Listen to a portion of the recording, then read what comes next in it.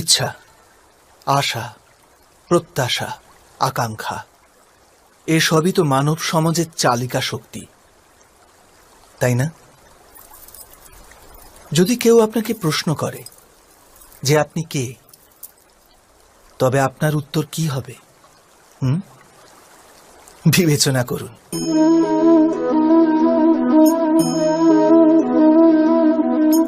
আপনি তখন বুঝতে পারবেন যে আপনার ইচ্ছাই আপনার জীবনের ব্যাখ্যা। কিছু পাওয়ার সাফল্য, কিছু না পাওয়ার নিষ্ফলতাই আপনার পরিচয়। অধিকতর ব্যক্তি এইভাবে জীবিত, নিজের ভেতর থেকে শেষ হয়ে যেতে থাকে, তবু নিজের ইচ্ছেগুলোকে মারতে পারে না।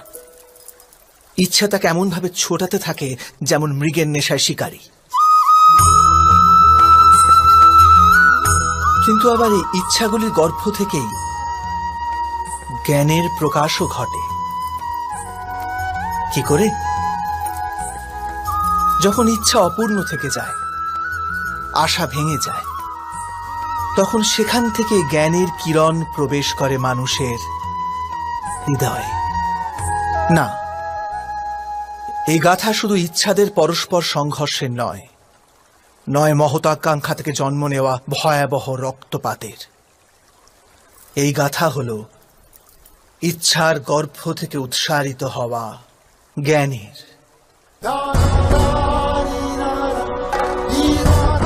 আমি বাসুদেব শ্রীকৃষ্ণ আপনাদের সকলকে নিমন্ত্রণ জানাচ্ছি এই যাত্রা শুরু করার, যা জীবনের মর্ম শেখাবে, মনুষ্যত্বের ধর্ম শেখাবে, পাক থেকে উঠে এসে পদ্ম হয়ে ফোটার ধর্ম শেখাবে। আর এই যাত্রার নাম হল মহাভারত।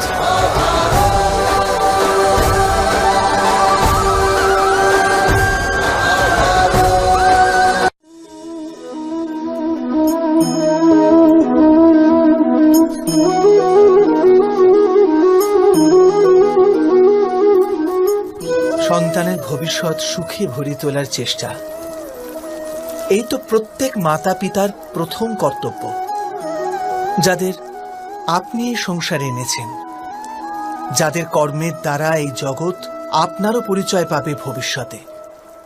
তাদের ভবিষ্যৎ সুখদায়ক করার চেষ্টার চেয়ে অধিক গুরুত্বপূর্ণ আর কি বা হতে পারে? কিন্তু সুখ আর সুরক্ষা এসব কি মানুষের কর্ম থেকেই প্রাপ্ত হয় না?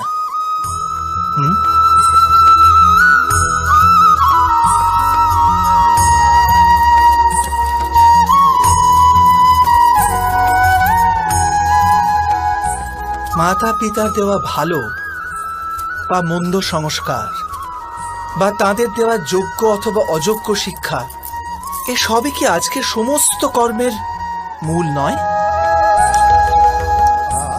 সংস্কার আর শিক্ষার থেকে তৈরি হয় মানুষের চরিত্র। অর্থাৎ মাতা পিতা নিজের সন্তানদের যেমন চরিত্র নির্মাণ করেন, তেমনই হয় তাদের ভবিষ্যৎ। কিন্তু তবু অধিকতর মাতা পিতা নিজেদের সন্তানের ভবিষ্যৎ সুরক্ষিত করার চিন্তায় তাদের চরিত্র নির্মাণের কার্যের কথা ভুলেই যান। বস্তুত যে মাতা পিতা শুধু নিজের সন্তানের ভবিষ্যতের চিন্তা করেন, তাদের সন্তানদের কোনো লাভ হয় না। কিন্তু যে মাতা পিতা নিজের সন্তানের ভবিষ্যৎ নয়, তার চরিত্রের নির্মাণ করেন, সেই সন্তানের প্রশস্তি বিশ্ব সংসার করে। স্বয়ং বিচার করুন।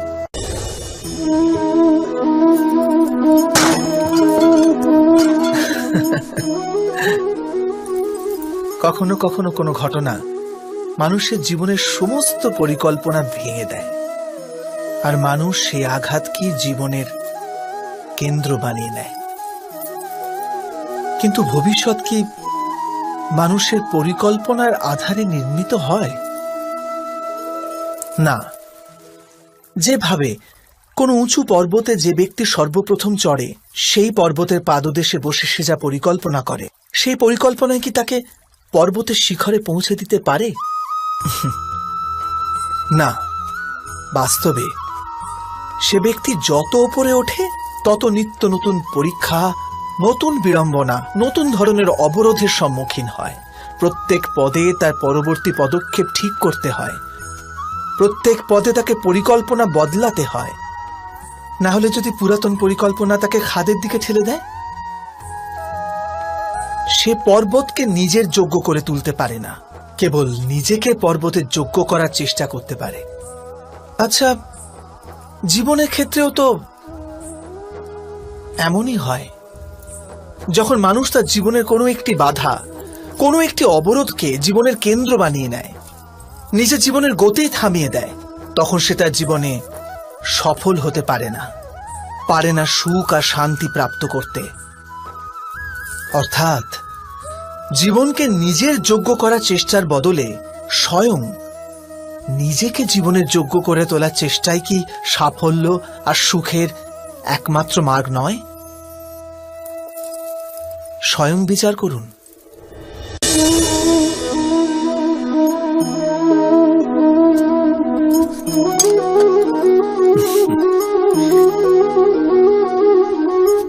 ভবিষ্যতের দ্বিতীয় নাম সংঘর্ষ।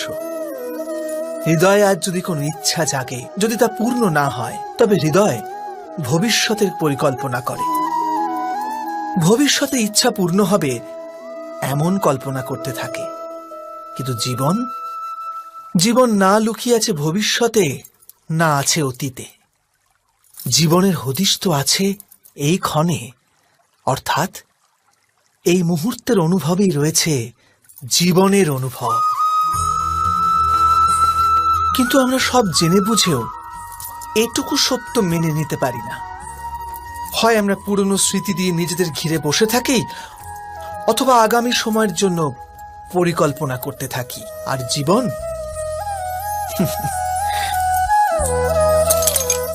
জীবন বয়ে চলে।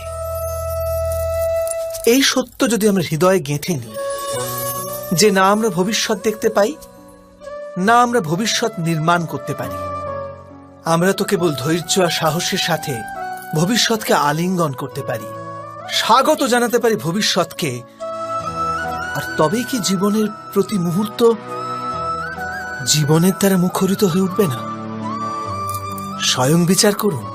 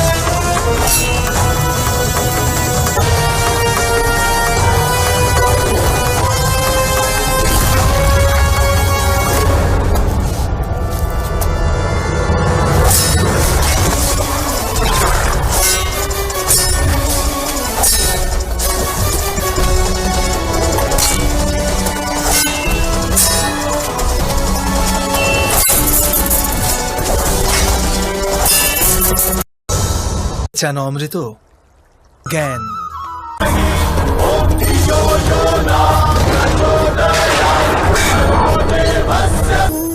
পূর্বপুরুষের ইচ্ছা, আশা, মহতাকাঙ্ক্ষা, ক্রোধ, বিবাদ, প্রতিশোধ, এ সব কিছুর ভার নতুন প্রজন্মকে বহন করতে হয়। মাতা পিতা নিজের সন্তানকে দিতে তো চান বিশ্বের সমস্ত সুখ, কিন্তু দিয়ে ফেলেন নিজের জমানো পীড়ার সত্তা। দিতে চান অমৃত, কিন্তু সাথে সাথে বিষের ঘড়াও পূর্ণ করে দিয়ে যান। আপনি বিচার করুন, আপনি আপনার সন্তানকে কি দিয়েছেন জীবনে? অবশ্যই প্রেম, জ্ঞান, সম্পত্তি এসব দিয়ে থাকবেন, কিন্তু তার সাথে সাথে ওদের মনকে বিষে দেননি তো পূর্ব শর্ত দিয়ে? ভালো মন্দের পূর্ব পরিকল্পিত ব্যাখ্যা দেননি তো। ব্যক্তির সাথে ব্যক্তির, সমাজের সাথে সমাজের, রাষ্ট্রের সাথে রাষ্ট্রের এই সংঘর্ষ পূর্ব ব্যাখ্যার থেকে নির্মিত নয় কি? হত্যা, মৃত্যু, রক্তপাত এসব কি পূর্ব ব্যাখ্যা থেকে জন্মায় না? অর্থাৎ মাতা পিতা নিজের সন্তানকে জন্মের সাথে সাথে মৃত্যুর দানও দেন, প্রেমের প্রকাশের সাথে সাথে ঘৃণার অন্ধকার উপহার দেন। আর অন্ধকার মনের হোক, হৃদয়ের হোক বা বাস্তবিক হোক, তার থেকে কেবল ভয়ের উৎপত্তি হয়, কেবল ভয়। স্বয়ং বিচার করুন। জগতে প্রত্যেক ব্যক্তির কোনো না কোনো দুর্বলতা অবশ্যই আছে। যেমন কেউ খুব অধিক বেগে দৌড়াতে পারে না, কেউ অধিক ভার গ্রহণ করতে পারে না, কেউ কোনো অসাধ্য রোগে পীড়িত হয়ে পড়ে, তো কেউ বিদ্যা পাঠ স্মরণে রাখতে পারে না। এরকম অনেক উদাহরণ আরো আছে। আপনি কি এমন কোনো ব্যক্তিকে জানেন যার সমস্ত প্রাপ্তি ঘটেছে? কিন্তু আমরা জীবনের একটি দুর্বলতাকে জীবনের কেন্দ্র বানিয়ে ফেলি, যে কারণবশত হৃদয়ে দুঃখ আর অসন্তোষ ঘিরে থাকে সদা। দুর্বলতা মানুষ জন্ম থেকে অথবা কোনো দুর্ঘটনার মাধ্যমে প্রাপ্ত করে, কিন্তু দুর্বলতাকে মানুষের মন নিজের অক্ষমতা বানিয়ে ফেলে। কিন্তু কিছু ব্যক্তি এমনও হন যারা নিজের পৌরুষ আর শ্রমের দ্বারা সেই দুর্বলতাকে পরাজিত করে দেন। কি বিভেদ আছে এদের আর অন্য লোকেদের মধ্যে? আপনি কখনো এর বিচার করেছেন? অতি সরল উত্তর আছে এই প্রশ্নে। যে ব্যক্তিকে দুর্বলতা পরাজিত করতে পারে না, যে পৌরুষের প্রমাণ দেবার সাহস রাখে হৃদয়ে, সেই দুর্বলতাকে পার করতে পারে।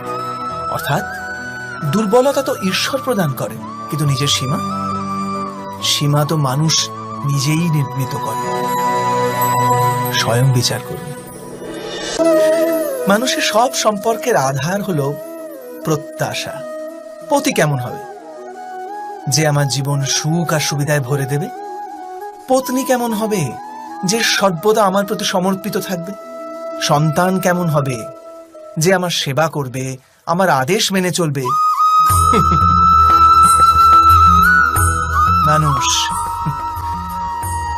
মানুষ প্রেম তাকেই দিতে পারে যে তার প্রত্যাশা পূর্ণ করতে পারে। আর প্রত্যাশা নিয়তি হচ্ছে ভঙ্গ হওয়া। কি করে? কারণ প্রত্যাশা মানুষের মস্তিষ্কে জন্ম নেয়। কোন অন্য ব্যক্তি তার প্রত্যাশার কথা জানতেই পারে না। পূর্ণ করার প্রবল ইচ্ছে থাকলেও কোনো মানুষ কারোর সকল প্রত্যাশা পূর্ণ করতে পারে না। আর তার থেকেই জন্ম নেয় সংঘর্ষ। সকল সম্পর্ক সংঘর্ষে পরিবর্তিত হয়ে যায়। কিন্তু মানুষ যদি প্রত্যাশাকে সম্পর্কের আধার না বানায়, আর স্বীকার করে যে কেবল সম্পর্কই মূল আধার, তবে কি জীবন আপনা থেকেই সুখ আর শান্তিতে ভরে যাবে না? স্বয়ং বিচার করে দেখুন। জীবনের প্রতি ক্ষণ নির্ণয়ের ক্ষণ। প্রত্যেক পদে আগামী মুহূর্তের নির্ণয় করতে করতে যেতে হয়। আর নির্ণয় নিজের প্রভাব রেখে যায়। আজকের নেওয়া নির্ণয় ভবিষ্যতের জন্য সুখ বা দুঃখ লিখে রেখে দেয়। না কেবল নিজের জন্য, নিজের পরিবারের জন্যেও, আগামী প্রজন্মের জন্য বটে। যখন কোনো সংশয় সামনে এসে দাঁড়ায়, মন ব্যাকুল হয়ে যায়, অনিশ্চয়তায় ভরে যায়। নির্ণয়ের সেই ক্ষণ এক যুদ্ধে পরিণত হয়, আর মন হয়ে ওঠে যুদ্ধভূমি। অধিকাংশ নির্ণয় আমরা সংশয় থেকে বার হওয়ার জন্য নিই না, কেবল মনকে শান্ত করার জন্য নিয়ে থাকি। কিন্তু কেউ কেউ কি ছুটতে ছুটতে খাবার খেতে পারে? না। তবে কি যুদ্ধে যুঝতে থাকা কোনো মন সঠিক নির্ণয় নিতে পারে? বাস্তবে শান্ত মনে যে ব্যক্তি নির্ণয় নেয় সে নিজের জন্য সুখময় ভবিষ্যৎ নির্মাণ করতে পারে। কিন্তু নিজের মনকে শুধু শান্ত করতেই যদি কেউ কোনো নির্ণয় নেয় তবে সে ব্যক্তি নিজের জন্য ভবিষ্যতে কাঁটা বৃক্ষ রোপণ করে। স্বয়ং বিচার করে দেখুন। সময়ের প্রারম্ভ থেকে মানুষকে একটি প্রশ্ন সদাই পীড়া দেয়, যে তারা নিজের সম্পর্কগুলিতে অধিকতম সুখ আর ন্যূনতম দুঃখ কিভাবে লাভ করতে পারে।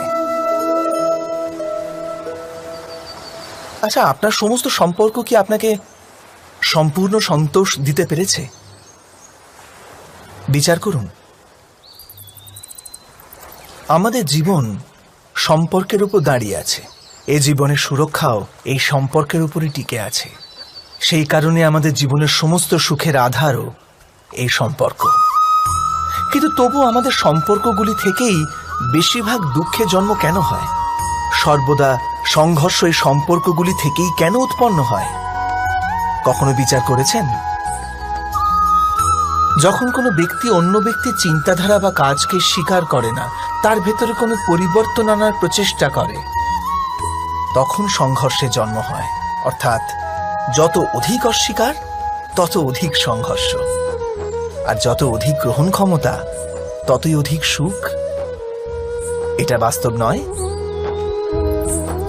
যদি মানুষ স্বয়ং নিজের প্রত্যাশার উপরে অঙ্কুশ টানে, নিজের বিচারধারাকে পাল্টায়, কোনো অন্য ব্যক্তিকে পাল্টানোর প্রচেষ্টা না করে স্বয়ং নিজের ভিতরেই পরিবর্তন আনার প্রয়াস করতে থাকে, তবে কি সম্পর্কতে সন্তোষ লাভ করা খুব কঠিন হবে?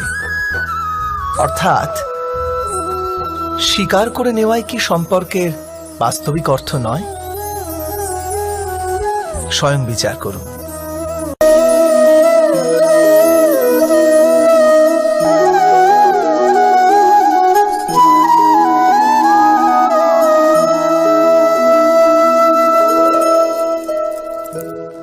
যখন কোনো ব্যক্তি কোনো ঘটনার ভিতরে অন্যায়কে দেখতে পায়, তখন সেই ঘটনা তার হৃদয়কে তছনছ করে দেয়।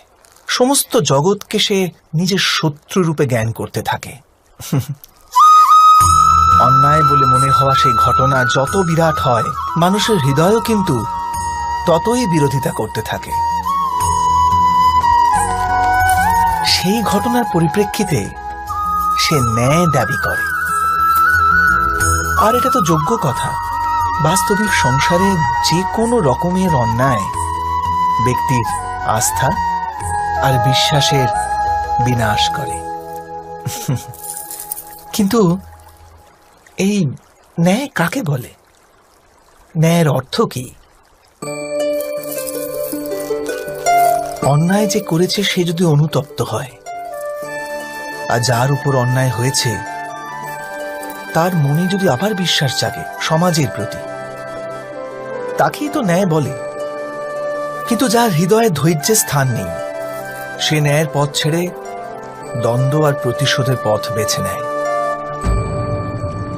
হিংসার বদলে প্রতিহিংসার ভাবনা নিয়ে সে এগিয়ে যায়।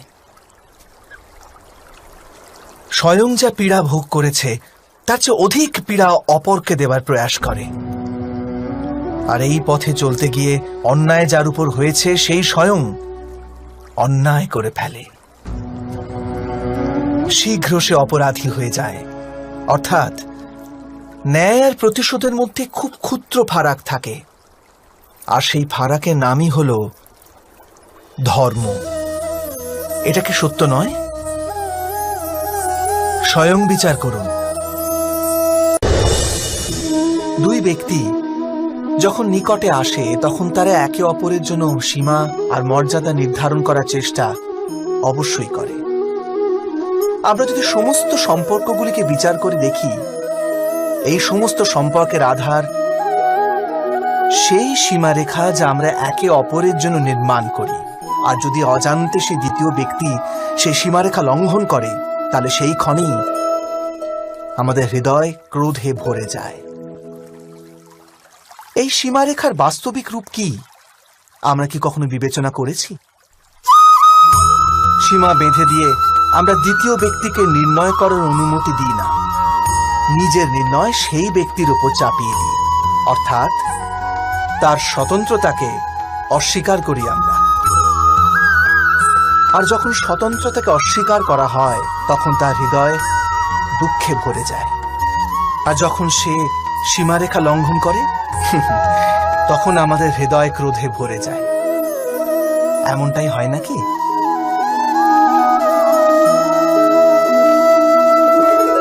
কিন্তু যদি আমরা একে অপরের স্বতন্ত্রতাকে সম্মান করি, তাহলে কোনো সীমার প্রয়োজনীয়তাই পড়ে না। অর্থাৎ যে প্রকারে বোঝাপড়া যে কোনো সম্পর্কের দেহ, ঠিক সেইভাবেই স্বতন্ত্রতা সে সম্পর্কের আত্মা নয় কি? স্বয়ং বিচার করুন।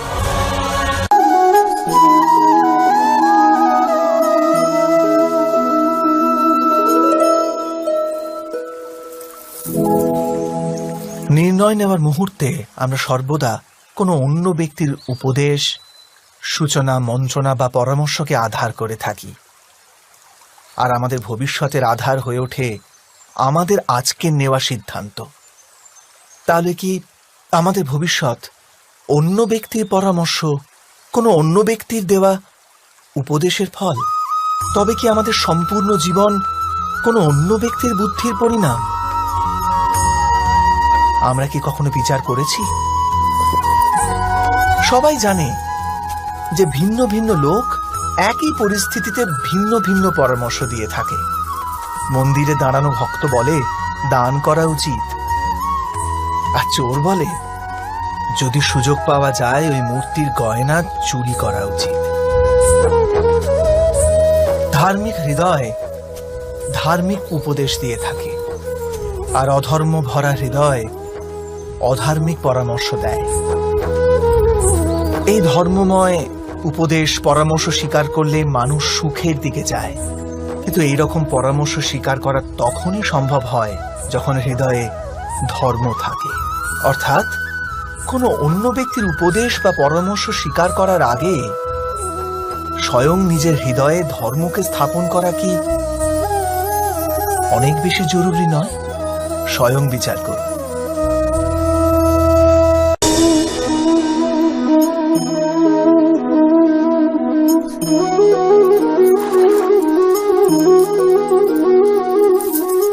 পিতা সর্বদা নিজের সন্তানের সুখেরই কামনা করে, তার ভবিষ্যতের সুখের চিন্তায় মগ্ন থাকে। আর সেই কারণবশতই সদাই নিজের সন্তানের ভবিষ্যতের লক্ষ্য নিজেই নিশ্চিত করার চেষ্টা করতে থাকে। যে পথে পিতা স্বয়ং চলেছে, যে পথের কাঁটা কাঁকড়ের সাথে সে পরিচিত, পথের ছায়া পথের তাপ সে স্বয়ং অনুভব করেছে, সেই পথেই তার পুত্রও চলুক, এই ইচ্ছাই থাকে প্রত্যেক পিতার। নিঃসন্দেহে এ এক উত্তম ভাবনা। কিন্তু তিনটি প্রশ্নের উত্তর বিচার করতে আমরা ভুলেই যাই। কি সেই প্রশ্ন? প্রথম প্রশ্ন, এই সময়ের সাথে সাথে প্রত্যেক পথের পরিবর্তন হয় নাকি? সময় কি সর্বদা নতুন পরীক্ষার সম্মুখীন করে না? তাহলে বিগত সময়ের অভিজ্ঞতা নতুন প্রজন্মকে কি লাভ দিতে পারে? দ্বিতীয় প্রশ্ন, প্রত্যেক সন্তানই কি তার মাতা পিতার প্রতিচ্ছবি হয়? হ্যাঁ, সন্তানকে তার শিক্ষা তো অবশ্যই তার মাতা পিতা প্রদান করেন, কিন্তু অন্তরের ক্ষমতা? অন্তরের ক্ষমতা ঈশ্বরের দান। তবে যে পথে চলে পিতা সাফল্য পেয়েছে, এটা কি নিশ্চিত যে সেই পথে চলে তার সন্তানও সাফল্য আর সুখ লাভ করতে পারবে? তৃতীয় প্রশ্ন, জীবনের সংঘর্ষ আর পরীক্ষায় কি লাভ প্রদান করে না? প্রত্যেক নতুন প্রশ্ন কি এক নতুন উত্তরের দ্বার খুলে দেয় না? তবে কি সন্তানদের নতুন নতুন প্রশ্ন, সংঘর্ষ আর পরীক্ষা থেকে দূরে রাখলে তা কি তাদের পক্ষে খুব লাভজনক হবে নাকি তাদের ক্ষতিই করবে?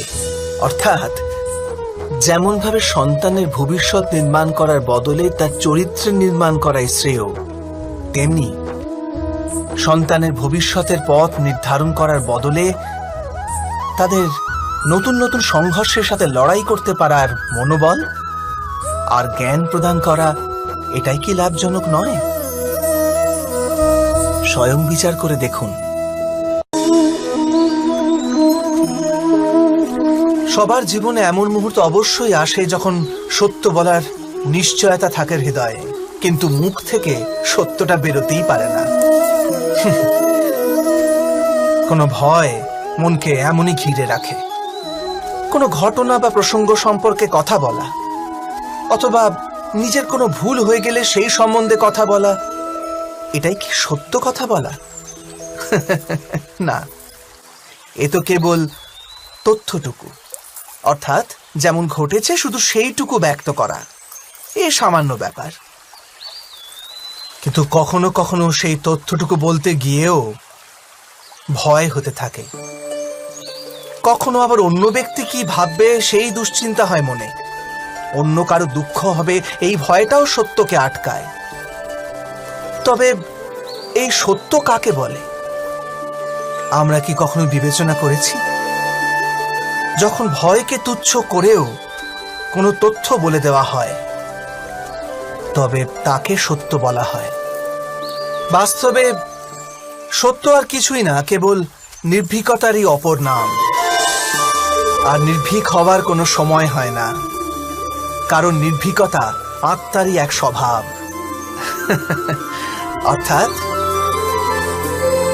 অর্থাৎ জীবনের প্রত্যেকটি ক্ষণই সত্য বলার ক্ষণ নয় কি?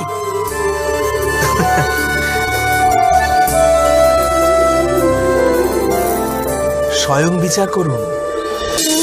যখন কারো আশা ইচ্ছা ভঙ্গ হয়ে যায়, তখন তার হৃদয় ক্রোধে ভরে ওঠে।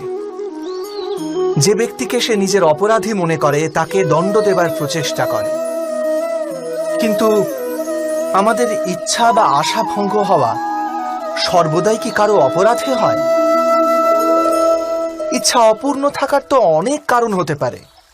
কিছু ইচ্ছা দৈবের কারণে ভঙ্গ হয়, আর কিছু নিয়তির জন্য। আর কখনো কখনো ইচ্ছা স্বরূপই এমন হয় যে তা কখনো পূর্ণ হতে পারে না।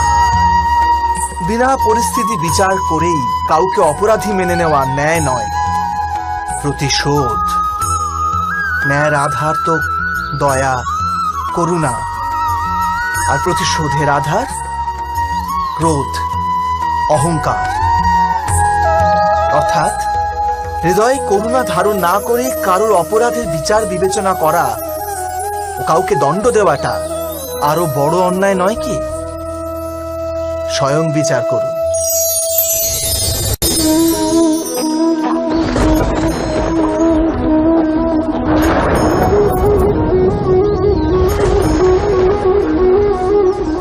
সংকেত বা পূর্বাভাসের উপর নির্ভর করে আমরা ভবিষ্যতের সুখ দুঃখের কল্পনা করি।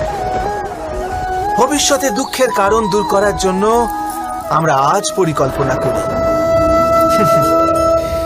কিন্তু কালকের সংকটকে আজ নির্মূল করার চেষ্টা করলে আমরা লাভবান হই নাকি আমরা ক্ষতিগ্রস্ত হই? এই প্রশ্ন নিজেদের করি না।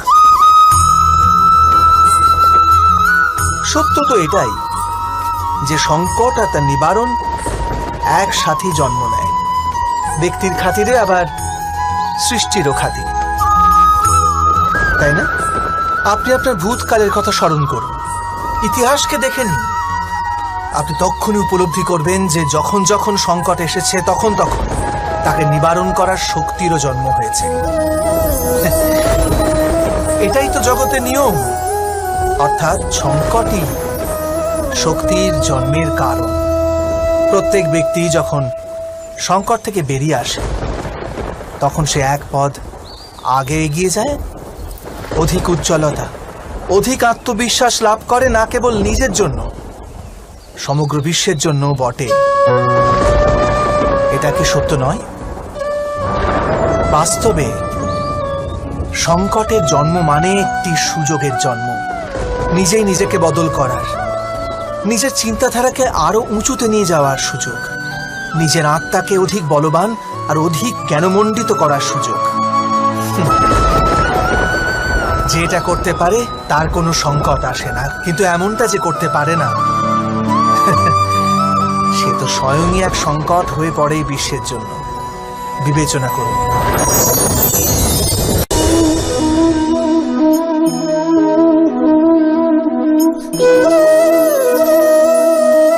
পরম্পরার মধ্যে ধর্মের অবস্থান, আর প্রথাই ধর্মকে ধরে রাখার দায়িত্ব বহন করে, এটা সত্যি। কিন্তু কেবল প্রথাকেই কি ধর্ম বলে? বিবেচনা করুন। সত্য তো এই যে যেমন ভাবে পাষাণের ভেতরে শিল্প থাকে, ঠিক তেমনি প্রথার মধ্যেও ধর্মকে পাওয়া যায়। এই পাথরের মধ্যেও শিল্প আছে। এই পাথরটাই শিল্প নয়। শিল্প ফুটিয়ে তোলার জন্য পাথরকে ভাঙতে হয়, অনাবশ্যক অংশগুলিকে কেটে বাদ দিতে হয়। ঠিক সেইভাবেই প্রথার মধ্যে ধর্মকে খুঁজে বার করতে হয়। যেমন ভাবে ইন্দ্র পূজার প্রথা ত্যাগ করে গোবর্ধন পূজার ধর্ম আরম্ভ না যদি হতো, যাদবেরাও তাদের মুক্তির পথ খুঁজে পেত না। অর্থাৎ প্রথা পালনে যে বেশি গোঁড়ামি করে, ধর্ম থেকে সে বঞ্চিত হয়ে যায়। আর পরম্পরার অন্ধ অনুকরণ যে করে, সেও প্রকৃত ধর্মপরায়ণ হতে পারে না। কথায় আছে, হংস সর্বদা নীর ক্ষীর পার্থক্য করতে পারে। দুধে জল মেশানো থাকলেও কেবল দুধটুকুই গ্রহণ করে। তবে কি যথার্থ ধর্মজ্ঞান পেতে হলে হৃদয়ে জ্ঞান থেকে প্রসূত বিবেক থাকা আবশ্যক নয়?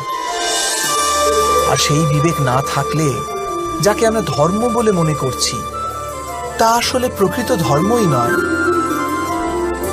এমনও তো হতে পারে। স্বয়ং বিচার করে দেখুন।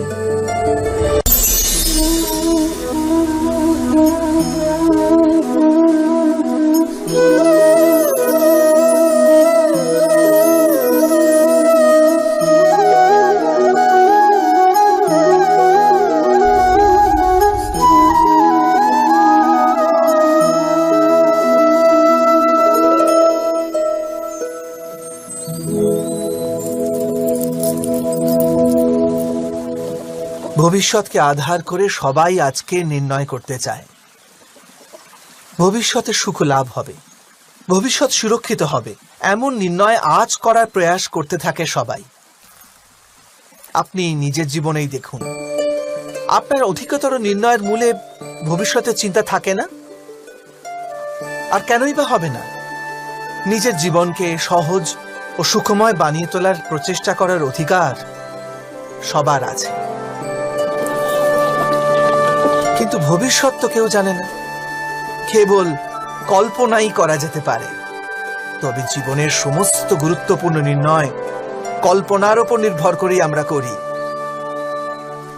এই নির্ণয় করার কোনো তৃতীয় পথ হতে পারে? বিবেচনা করুন। সমস্ত সুখের আধার ধর্ম, আর সেই ধর্ম মানুষের হৃদয়ে স্থাপিত। অতএব প্রত্যেক নির্ণয়ের পূর্বে স্বয়ং নিজের হৃদয়কে প্রশ্ন অবশ্য করে নিন যে এই নির্ণয় স্বার্থ থেকে জন্মেছে না ধর্ম থেকে। এটুকুই কি যথেষ্ট নয়? ভবিষ্যতের বদলে ধর্মের বিচার করলে কি ভবিষ্যৎ অধিক সুখময় হয়ে উঠবে না? স্বয়ং বিচার করে দেখুন। মানুষ যখন তার অপরাধের দণ্ড ভোগ করে, তখন হতে পারে সেই ন্যায় বিচারে তার মনে কষ্ট হয়। প্রশ্ন ওঠে তার হৃদয়ে যে যখন সে অপরাধ করেছিল তখন সে ভিন্ন ব্যক্তি ছিল, তারপর সে অনেক অনেক অনুতাপ করেছে, নিজেকে এত পরিবর্তন করেছে, তবু সে দণ্ড কেন পাবে? কিন্তু যেখানে আঘাত আছে সেখানে প্রত্যাঘাতও থাকবে। যেমন কর্ম তেমনি ফল। যদি কাউকে স্নেহ দাও তবে সুখ লাভ হবে, যদি কাউকে হত্যা করো তবে মৃত্যুদণ্ড পাবে। যেমন কার্য তেমনি ন্যায় হয়। তবে কি প্রায়শ্চিত্ত বা অনুতাপের কোনো মূল্য নেই? আছে, অবশ্যই মূল্য আছে। প্রায়শ্চিত্ত অনুতাপ মানুষকে অন্তর থেকে বলবান করে তোলে, আসন্ন শাস্তিকে গ্রহণ করার জন্য মানুষকে প্রস্তুত করে। অর্থাৎ প্রায়শ্চিত্ত না করে দণ্ড স্বীকার করার কোনো মূল্য আছে? স্বয়ং বিচার করুন।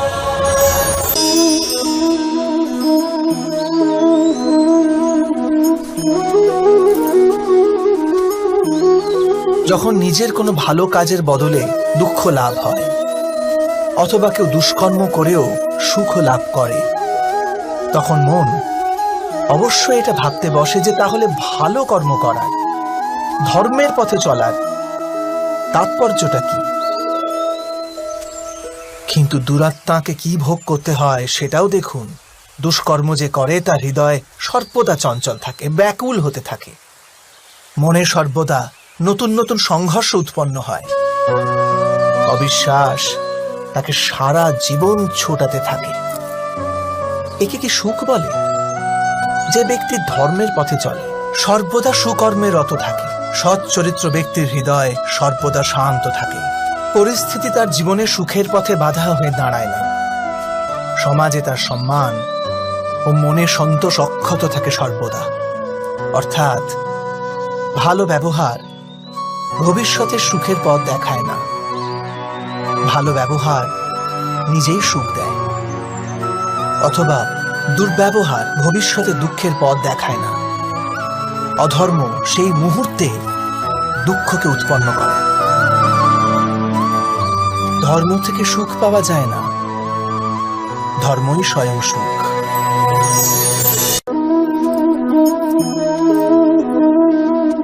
মানুষের জীবনের চালক হলো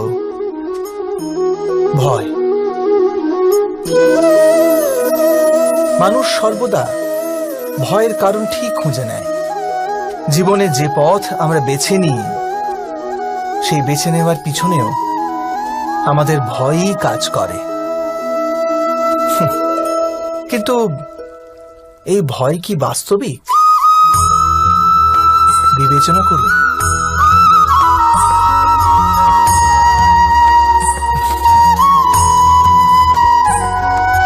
ভয়ের অর্থ আগামী সময়ের বিপত্তির কল্পনা।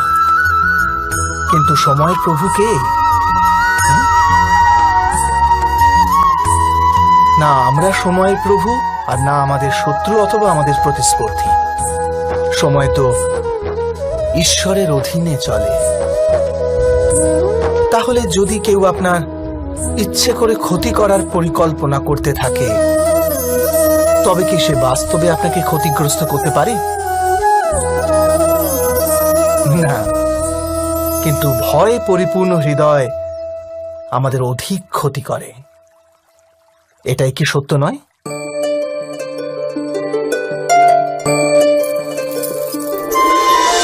বিপত্তির সময়ে ভয়ভীত হৃদয় যথার্থ নির্ণয় করে না, অতএব বিপত্তিকে অধিক পীড়াদায়ক বানিয়ে তোলে। কিন্তু বিশ্বাসে পরিপূর্ণ হৃদয় বিপত্তির মুহূর্তকেও সরলভাবে পার করতে পারে। অর্থাৎ যে কারণে মানুষ হৃদয়ে ভয়কে স্থান দিয়ে থাকে, ভয় ঠিক তার বিপরীত কার্য করে। এটাই কি সত্য নয়? স্বয়ং বিচার করুন।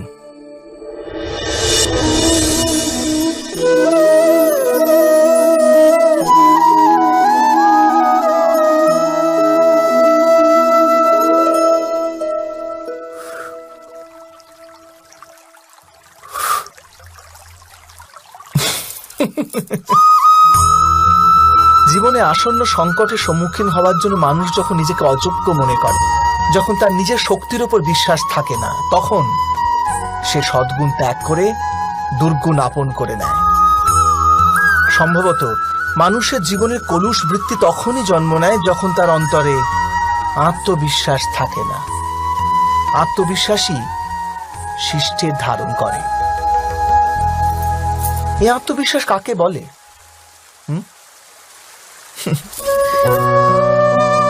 যখন মানুষ বিশ্বাস করে যে জীবনের সংঘর্ষ তাকে দুর্বল করে তোলে, তখন তার নিজের উপর বিশ্বাস থাকে না। সে সংঘর্ষ অতিক্রম করার বদলে সংঘর্ষ থেকে পালিয়ে যাবার উপায় খুঁজতে থাকে। কিন্তু যখন সে বুঝতে পারে যে এই সংঘর্ষ তাকে অধিক শক্তিশালী করে তোলে, ঠিক যেমন ব্যায়াম করলে দেহের শক্তি বৃদ্ধি পায়, তখন প্রত্যেক সংঘর্ষের সাথে তার উৎসাহ বৃদ্ধি পায়। অর্থাৎ আত্মবিশ্বাস আর কিছুই নয়, মনেরই এক স্থিতি, জীবনকে দেখার এক দৃষ্টিকোণ মাত্র। আর দৃষ্টিকোণ তো মানুষের নিজেরই অধীনে থাকে, তাই না? স্বয়ং বিচার করুন।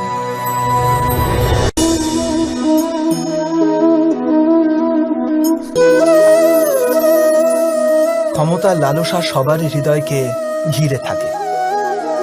প্রত্যেক ব্যক্তি নিজেরই এক রাজত্ব নির্মাণ করার চেষ্টা অবশ্যই করে। সেই রাষ্ট্র পুরো রাষ্ট্রের মতো অত বৃহৎ হোক অথবা নিজের পরিবারই হোক, সে ক্ষমতা লাভ করার প্রয়াস অবশ্য করে। কিন্তু ক্ষমতার বাস্তবিক রূপ কি আমরা কি কখনো বিবেচনা করেছি? একটি মানুষ যত অধিক ব্যক্তির জীবনকে প্রভাবিত করতে পারে, যত অধিক ব্যক্তির স্বতন্ত্রতার উপর অঙ্কুশ টানতে পারে, ততই অধিক ক্ষমতার অনুভব করে সে। ক্ষমতার প্রকৃত রূপই হলো অন্যের জীবনের ওপর স্বয়ংের প্রভাব। কিন্তু বাস্তবে প্রভাব প্রেম, দয়া, করুণা ও ধর্ম থেকে উৎপন্ন হয় নাকি? যখন মানুষ কঠোরতা আর অধর্মের মাধ্যমে ক্ষমতা প্রাপ্ত করার প্রয়াস করে, তখনই সে অন্যের হৃদয়ে বিরোধিতা অথবা বিদ্রোহের জন্ম দেয়। আর পরিণাম অনেকটা এই রকম। হ্যাঁ, কিছু সময়ের জন্য সে নিজের প্রভাব ও শক্তির বিকাশ অবশ্য অনুভব করে, কিন্তু তা বাস্তবিক ক্ষমতা নয়। এই কারণে ভৃগু আর বশিষ্ঠের মতো ঋষিদের আজও পূজা করা হয়, রাবণ বা হিরণ্যকশিপুদের নয়। এ সম্বন্ধে আপনি অবশ্যই বিচার করবেন, সত্য বলেছি কিনা।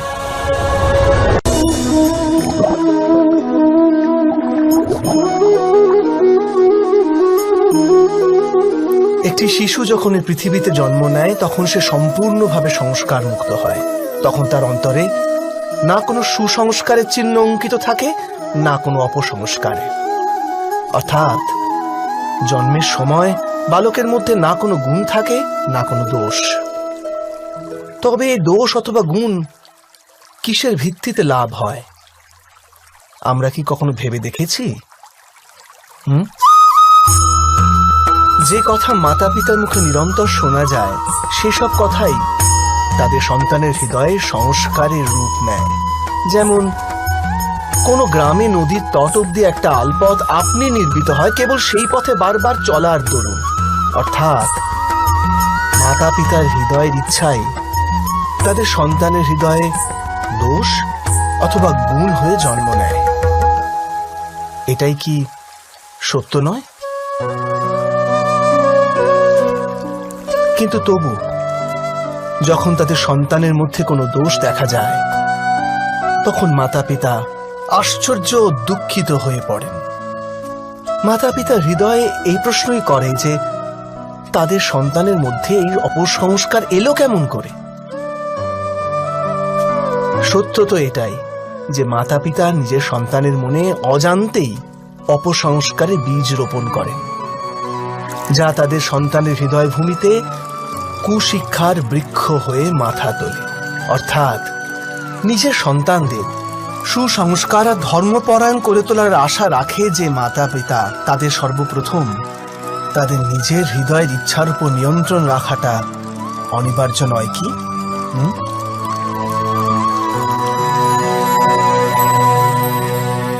প্রত্যেক মাতা পিতা এ বিষয়ে বিচার অবশ্যই করবেন।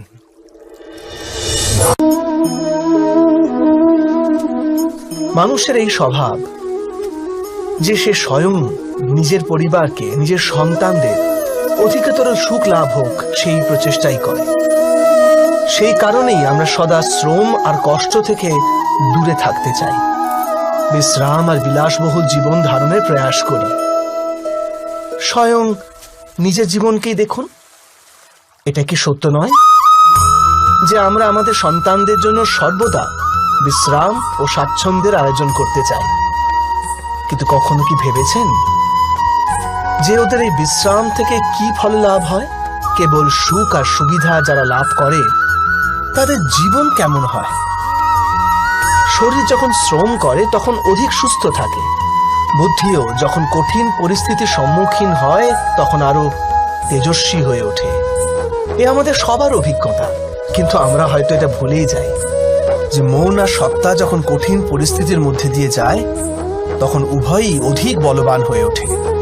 অর্থাৎ যখনই আমরা আমাদের সন্তানদের শ্রম ও দুঃখ থেকে দূরে রাখার প্রয়াস করি তখন বাস্তবে তাদের সুখের পথ আমরা বন্ধ করে দিই নাকি?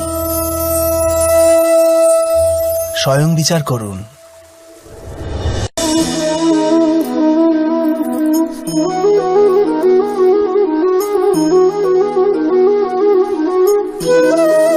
জ্ঞান প্রাপ্তি সর্বদা সমর্পণের মাধ্যমেই হয়, এ আমরা সকলেই জানি।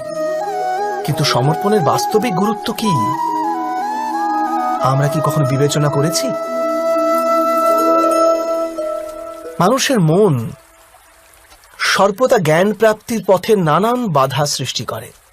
কখনো কোনো অন্য বিদ্যার্থীর প্রতি ঈর্ষা জন্মায়, কখনো গুরুর শেখানো পাঠের উপর সন্দেহ উৎপন্ন হয়, আবার কখনো গুরু দেওয়া কোনো শাস্তি মনকে অহংকারে ভরিয়ে তোলে। তাই নয় কি? কি এমনটাই হয় না? নানান সময় নানান রকম চিন্তা মনকে ব্যাকুল করে তোলে, আর মনের এমন অশান্ত স্থিতির কারণে আমরা জ্ঞান লাভ করতে পারি না। মনের সঠিক স্থিতি কেবল সমর্পণ থেকেই লাভ হয়। সমর্পণ মানুষের অহংকারকে নাশ করে, ঈর্ষা, উচ্চাকাঙ্ক্ষা ইত্যাদি হীন ভাবনাকে দূর করে হৃদয়কে শান্ত করে আর মনকে একাগ্র করে। বাস্তবে ঈশ্বরের সৃষ্টিতে না জ্ঞানের অভাব আছে না জ্ঞানী ব্যক্তি। গুরু দত্তাত্রেয় তো গাভী আর ষণ্ডদের থেকেও জ্ঞান লাভ করেছিলেন। অর্থাৎ বিষয় ব্রহ্ম জ্ঞানের হোক অথবা জীবনের জ্ঞানের অথবা গুরুকুলে লাভ করা জ্ঞানের, তা অর্জন করার জন্য গুরুর চেয়ে অধিক গুরুত্বপূর্ণ সেই গুরুর প্রতি আমাদের সমর্পণ। এটাই কি সত্য নয়? স্বয়ং বিচার করুন।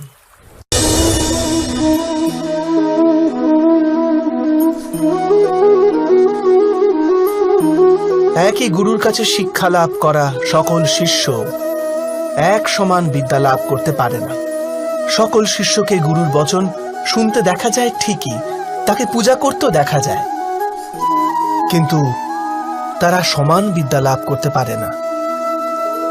কখনো ভেবে দেখেছেন কেন এমন হয়? সত্য তো এটাই যে বিদ্যা লাভে অসমর্থ শিষ্য সমর্পণের ভান তো করে, কিন্তু সমর্পণের বাস্তবিক অর্থ বুঝতেই পারে না। গুরুর চরণে ফুল নিবেদন করলে অথবা গুরুর আদেশ শুধু পালন করলে কি সমর্পণ প্রমাণ করা যায়? না, সমর্পণ তো যথার্থ হয় তখনই যখন গুরুর প্রতি মনে কোনো সন্দেহ না থাকে। গুরুর মুখ থেকে আদেশ উচ্চারিত হবার পূর্বে শিষ্য সেই কাজ সম্পন্ন করে ফেলে। গুরুর ভাবনার সঙ্গে শিষ্যের ভাবনা এক হয়ে যায়। শিষ্য যতক্ষণ নিজের গুরুর মধ্যে ব্রহ্মা, বিষ্ণু, মহেশ্বরের রূপ না দেখতে পায় ততক্ষণ তার সমর্পণ সত্য হয় না। বাস্তবে সমর্পণ কোনো কার্যের নাম নয়, সমর্পণ তো হৃদয়ের ভাবনা আর মনের এক স্থিতির নাম। অর্থাৎ আমাদের অজ্ঞতার জন্য দোষ কেবল আমাদের মনেরই নয়। স্বয়ং বিচার করুন।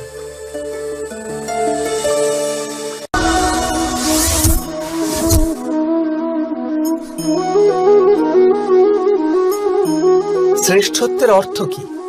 শ্রেষ্ঠ হওয়ার অর্থ হলো অন্যদের চেয়ে অধিক জ্ঞান অর্জন করা। অর্থাৎ গুরুত্ব এই বিষয় নয় যে কত জ্ঞান স্বয়ং অর্জন করলো কেউ, গুরুত্ব এই বিষয়ে যে লাভ করা জ্ঞান অন্য ব্যক্তিদের চেয়ে অধিক কিনা। অর্থাৎ শ্রেষ্ঠ হওয়ার ইচ্ছা জ্ঞান প্রাপ্তির বাসনাকেও এক প্রতিযোগিতা বানিয়ে তোলে। আর প্রতিযোগিতায় বিজয় শেষ বিজয় হয় না।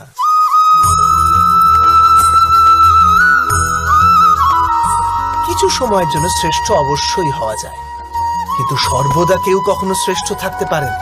তারপর আবার অসন্তোষ, পীড়া আর সংঘর্ষের সৃষ্টি হয়।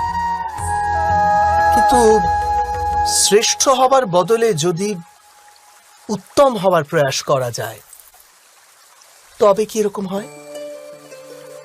উত্তমের অর্থ হলো যা যা প্রাপ্ত করা যায় সেই সমস্ত অর্জন করা, কারোর চেয়ে অধিক লাভ করার ইচ্ছা থেকে নয়, শুধুমাত্র আত্মার তৃপ্তির জন্য কিছু অর্জন করা।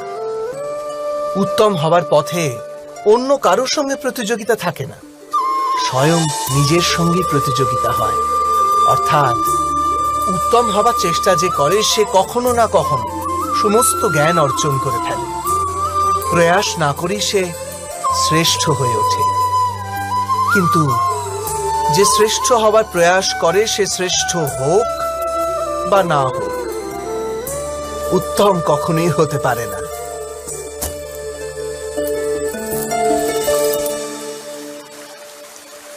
অবশ্যই করবেন।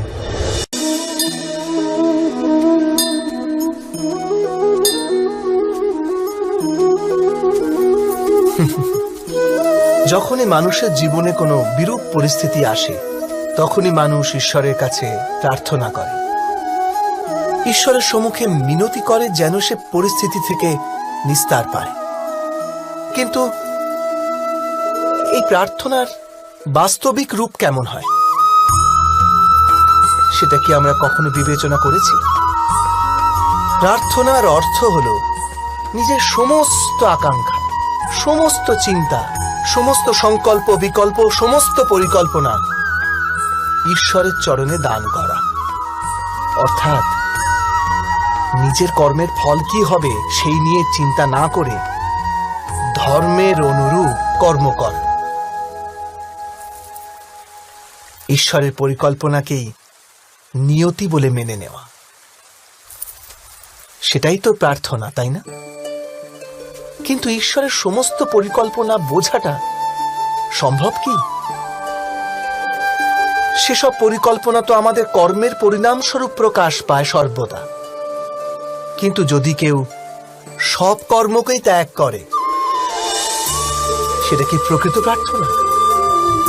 বাস্তবে কর্মই জীবন, আর ফলের প্রতি মোহ না করাই সত্যিকারের প্রার্থনা। যে প্রার্থনা কর্মের পথে বাধা হয়ে দাঁড়ায়, মানুষকে কার্যই করতে না দেয়, সেটা প্রার্থনা না পরাজয়? স্বয়ং বিচার করবেন।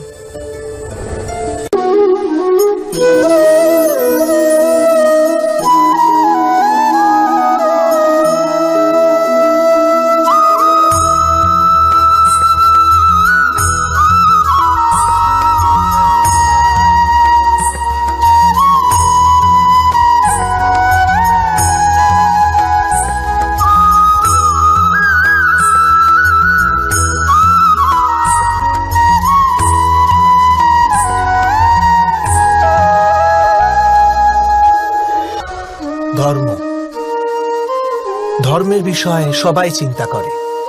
কেউ নিজের ধর্মের বিষয়ে, কেউ অন্যের ধর্মের বিষয়ে, কারো অধর্মের বিষয়ে আলোচনা হতেই থাকে। এমন কেউ নেই যে ধর্মের বিষয়ে চিন্তা করে না।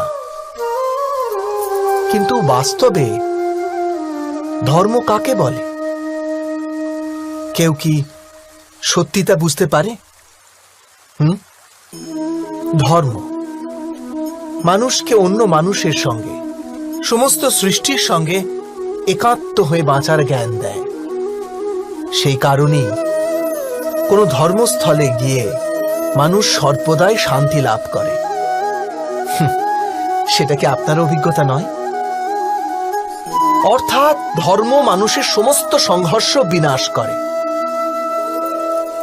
কিন্তু এটা কি করে সম্ভব যে কোনো মানুষের অন্য কারোর সঙ্গে কোনো সংঘর্ষ হবে না? বিবেচনা করুন, যেখানে প্রেম আছে সেখানে সংঘর্ষ থাকে নাকি? আপনি বলবেন হ্যাঁ, অবশ্যই থাকে। কিন্তু আপনি আর একটু ভাবলে তবে বুঝতে পারবেন, যেই ক্ষণে সংঘর্ষ হয় সেই ক্ষণে সমস্ত প্রেম বিস্মৃত হয়ে যায়। আর তারপর ইচ্ছা জাগে, অহংকার জাগে, ক্রোধ জাগে, কিন্তু প্রেম না, প্রেম আর জাগে না। কারণ যেখানে প্রেম জাগ্রত থাকে সেখানে সমস্ত বিবাদ, সমস্ত সংঘর্ষ, সমস্ত বচসা বিনষ্ট হয়ে যায়।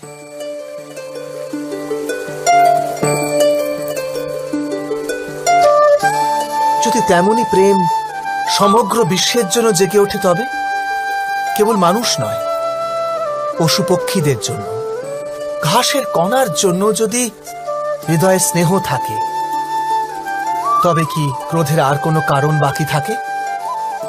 থাকে না তো। এক ব্যক্তির হৃদয়ে অন্য ব্যক্তির জন্য যে প্রণয় থাকে, সেই প্রণয় যদি সমস্ত সৃষ্টির জন্য জাগে, তবে তাকেই করুণা বলে। করুণা অর্থাৎ সমস্ত বিশ্বকে গ্রহণ করা,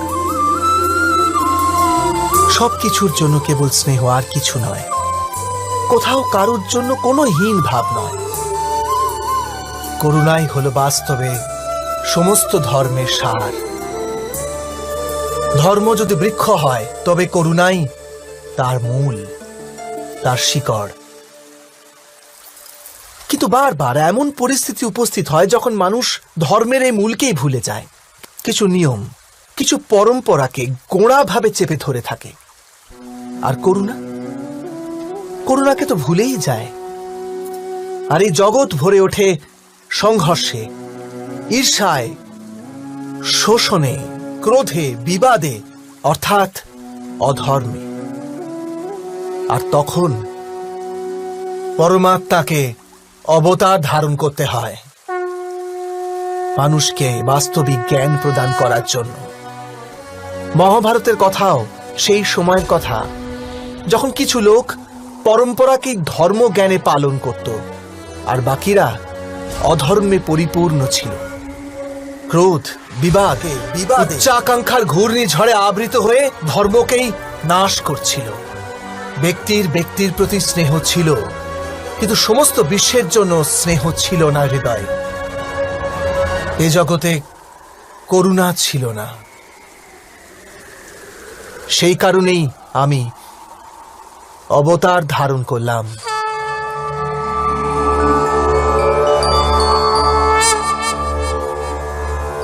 পরিত্রাণায় সাধুনাং, সাধুজনদের পরিত্রাণ করার জন্য, বিনাশায় চ দুষ্কৃতাং, কুকর্ম যারা করে তাদের নাশ করার জন্য,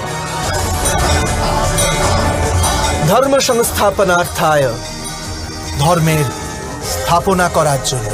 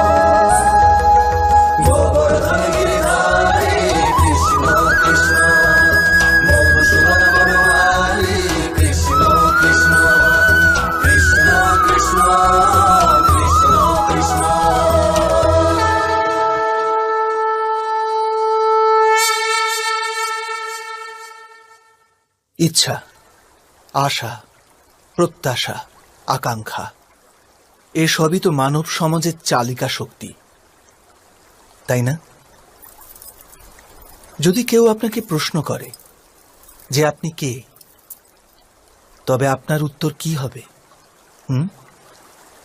বিবেচনা করুন।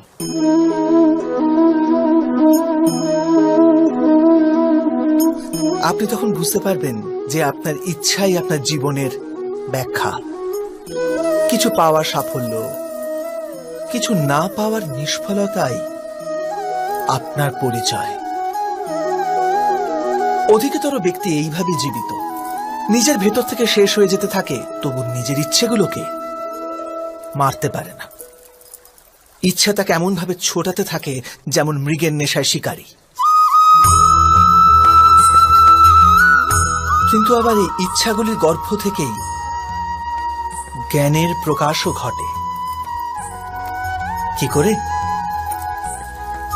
যখন ইচ্ছা অপূর্ণ থেকে যায়, আশা ভেঙে যায়, তখন সেখান থেকে জ্ঞানের কিরণ প্রবেশ করে মানুষের হৃদয়ে।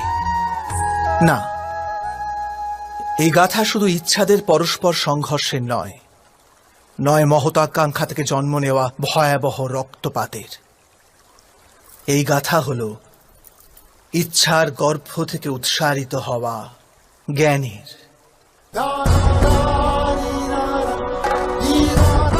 আমি বাসুদেব শ্রীকৃষ্ণ আপনাদের সকলকে নিমন্ত্রণ জানাচ্ছি এই যাত্রা শুরু করার, যা জীবনের মর্ম শেখাবে, মনুষ্যত্বের ধর্ম শেখাবে, পাঁক থেকে উঠে এসে পদ্ম হয়ে ফোটার ধর্ম শেখাবে।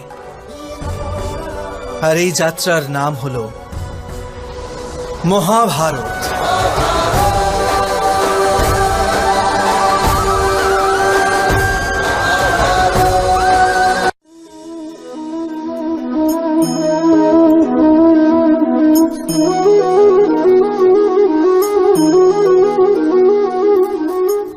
সন্তানের ভবিষ্যৎ সুখে ভরি তোলার চেষ্টা, এই তো প্রত্যেক মাতা পিতার প্রথম কর্তব্য, যাদের আপনি এই সংসারে এনেছেন, যাদের কর্মের দ্বারা এই জগৎ আপনারও পরিচয় পাবে ভবিষ্যতে। তাদের ভবিষ্যৎ সুখদায়ক করার চেষ্টার চেয়ে অধিক গুরুত্বপূর্ণ আর কি বা হতে পারে? কিন্তু সুখ আর সুরক্ষা এসব কি মানুষের কর্ম থেকেই প্রাপ্ত হয় না?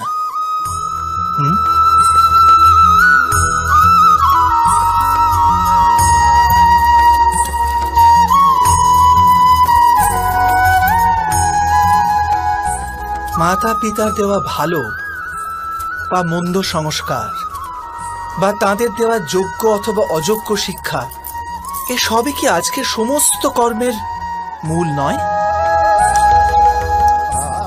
সংস্কার আর শিক্ষার থেকে তৈরি হয় মানুষের চরিত্র। অর্থাৎ মাতা পিতা নিজের সন্তানদের যেমন চরিত্র নির্মাণ করেন, তেমনই হয় তাদের ভবিষ্যৎ। কিন্তু তবু অধিকতর মাতা পিতা নিজেদের সন্তানের ভবিষ্যৎ সুরক্ষিত করার চিন্তায় তাদের চরিত্র নির্মাণের কার্যের কথা ভুলেই যান।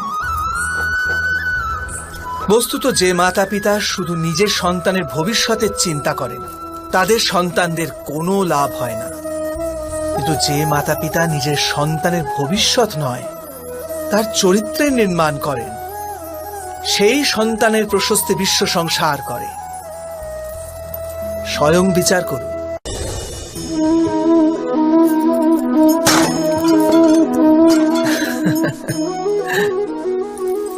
কখনো কখনো কোনো ঘটনা মানুষের জীবনের সমস্ত পরিকল্পনা ভেঙে দেয়, আর মানুষ সেই আঘাতকে জীবনের কেন্দ্র বানিয়ে নেয়।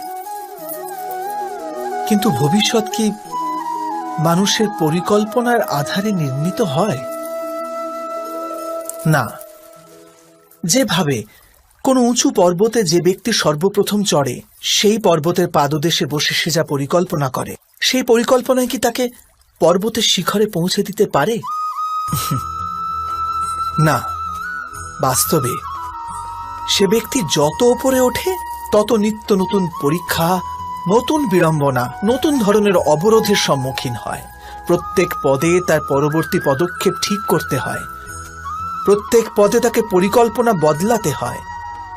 না হলে যদি পুরাতন পরিকল্পনা তাকে খাদের দিকে ঠেলে দেয়, সে পর্বতকে নিজের যোগ্য করে তুলতে পারে না, কেবল নিজেকে পর্বতের যোগ্য করার চেষ্টা করতে পারে। আচ্ছা, জীবনের ক্ষেত্রেও তো এমনই হয়। যখন মানুষ তার জীবনের কোনো একটি বাধা, কোনো একটি অবরোধকে জীবনের কেন্দ্র বানিয়ে নেয়, নিজের জীবনের গতি থামিয়ে দেয়, তখন সে তার জীবনে সফল হতে পারে না সুখ আর শান্তি প্রাপ্ত করতে।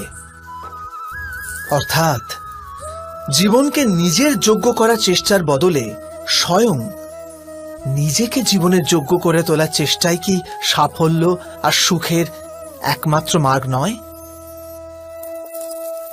স্বয়ং বিচার করুন।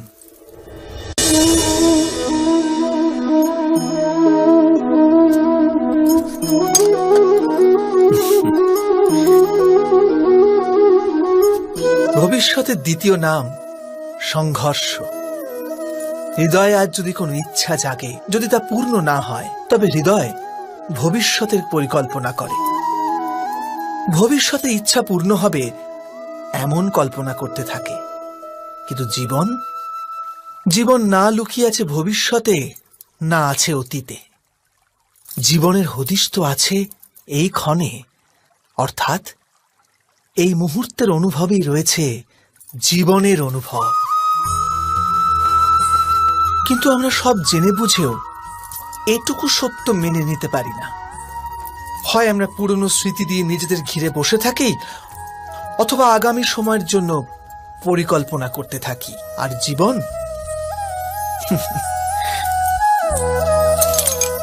জীবন বয়ে চলে। এই সত্য যদি আমরা হৃদয়ে গেঁথে নিই যে না আমরা ভবিষ্যৎ দেখতে পাই, না আমরা ভবিষ্যৎ নির্মাণ করতে পারি, আমরা তো কেবল ধৈর্য আর সাহসের সাথে ভবিষ্যৎকে আলিঙ্গন করতে পারি, স্বাগত জানাতে পারি ভবিষ্যৎকে। আর তবেই কি জীবনের প্রতি মুহূর্ত জীবনের দ্বারা মুখরিত হয়ে উঠবে না? স্বয়ং বিচার করুন।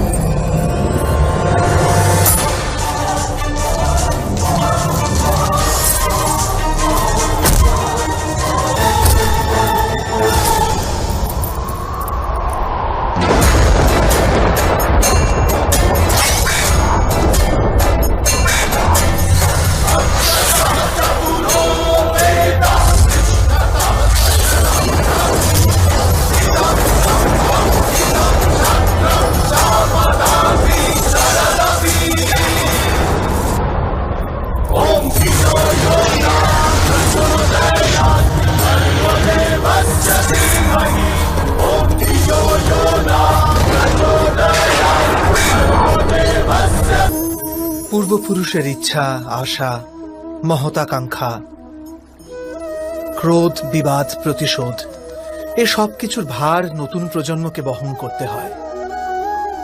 মাতা পিতা নিজের সন্তানকে দিতে তো চান বিশ্বের সমস্ত সুখ, কিন্তু দিয়ে ফেলেন নিজের জমানো পীড়ার সত্তা। দিতে চান অমৃত, কিন্তু সাথে সাথে বিষের ঘড়াও পূর্ণ করে দিয়ে যান। আপনি বিচার করুন, আপনি আপনার সন্তানকে কি দিয়েছেন জীবনে? অবশ্যই প্রেম, জ্ঞান, সম্পত্তি এসব দিয়ে থাকবেন, কিন্তু তার সাথে সাথে ওদের মনকে বিষে দেননি তো পূর্ব শর্ত দিয়ে? ভালো মন্দের পূর্ব পরিকল্পিত ব্যাখ্যা দেননি তো? ব্যক্তির সাথে ব্যক্তির, সমাজের সাথে সমাজের, রাষ্ট্রের সাথে রাষ্ট্রের এই সংঘর্ষ পূর্ব ব্যাখ্যার থেকে নির্মিত নয় কি? হত্যা, মৃত্যু, রক্তপাত এসব কি পূর্ব ব্যাখ্যা থেকে জন্মায় না? অর্থাৎ মাতা পিতা নিজের সন্তানকে জন্মের সাথে সাথে মৃত্যুর দানও দেন, প্রেমের প্রকাশের সাথে সাথে ঘৃণার অন্ধকার উপহার দেন।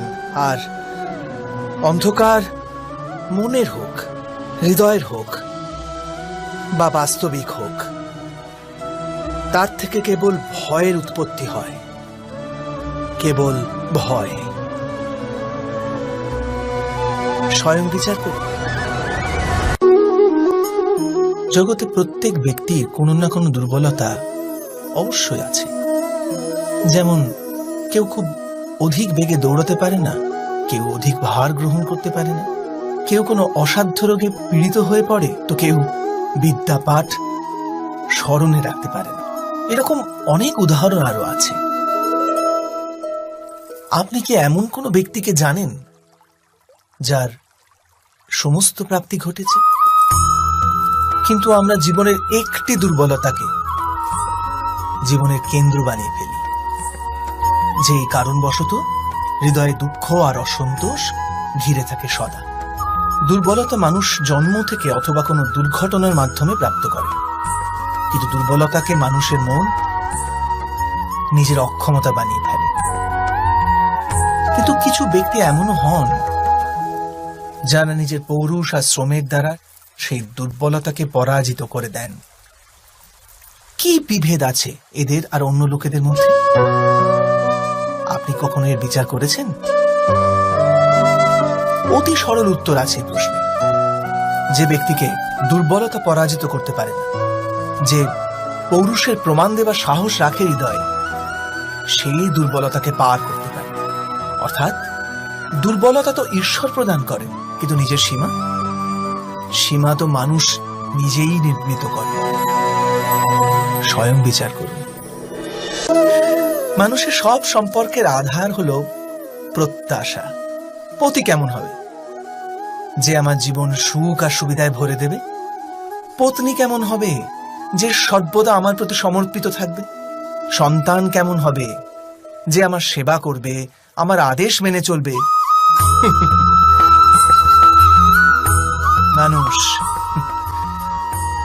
মানুষ প্রেম তাকেই দিতে পারে যে তার প্রত্যাশা পূর্ণ করতে পারে।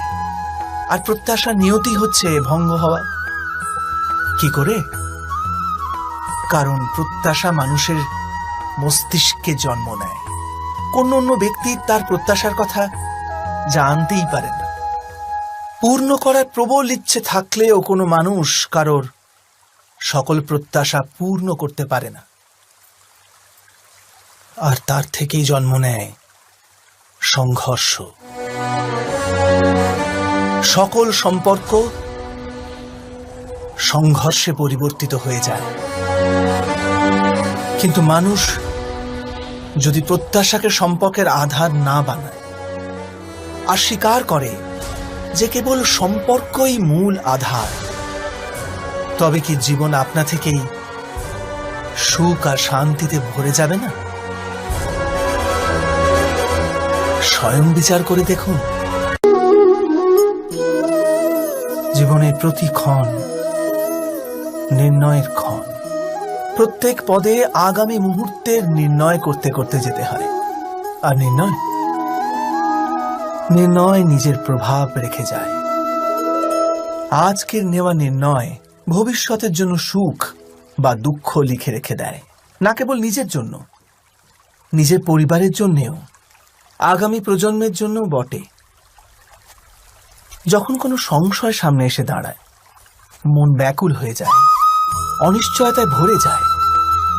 নির্ণয়ের সেই ক্ষণ এক যুদ্ধে পরিণত হয়, আর মন হয়ে ওঠে যুদ্ধভূমি। অধিকাংশ নির্ণয় আমরা সংশয় থেকে বার হওয়ার জন্য নিই না, কেবল মনকে শান্ত করার জন্য নিয়ে থাকি। কিন্তু কেউ কি ছুটতে ছুটতে খাবার খেতে পারে? না। তবে কি যুদ্ধে যুঝতে থাকা কোনো মন সঠিক নির্ণয় নিতে পারে? বাস্তবে শান্ত মনে যে ব্যক্তি নির্ণয় নেয়, সে নিজের জন্য সুখময় ভবিষ্যৎ নির্মাণ করতে পারে। কিন্তু নিজের মনকে শুধু শান্ত করতেই যদি কেউ কোনো নির্ণয় নেয়, তবে সে ব্যক্তি নিজের জন্য ভবিষ্যতে কাঁটা বৃক্ষ রোপণ করে। স্বয়ং বিচার করে দেখুন। সময়ের প্রারম্ভ থেকে মানুষকে একটি প্রশ্ন সদাই পীড়া দেয়, যে তারা নিজের সম্পর্কগুলিতে অধিকতম সুখ আর ন্যূনতম দুঃখ কিভাবে লাভ করতে পারে। আচ্ছা, আপনার সমস্ত সম্পর্ক কি আপনাকে সম্পূর্ণ সন্তোষ দিতে পেরেছে? বিচার করুন। আমাদের জীবন সম্পর্কের উপর দাঁড়িয়ে আছে। এ জীবনের সুরক্ষাও এই সম্পর্কের উপরই টিকে আছে।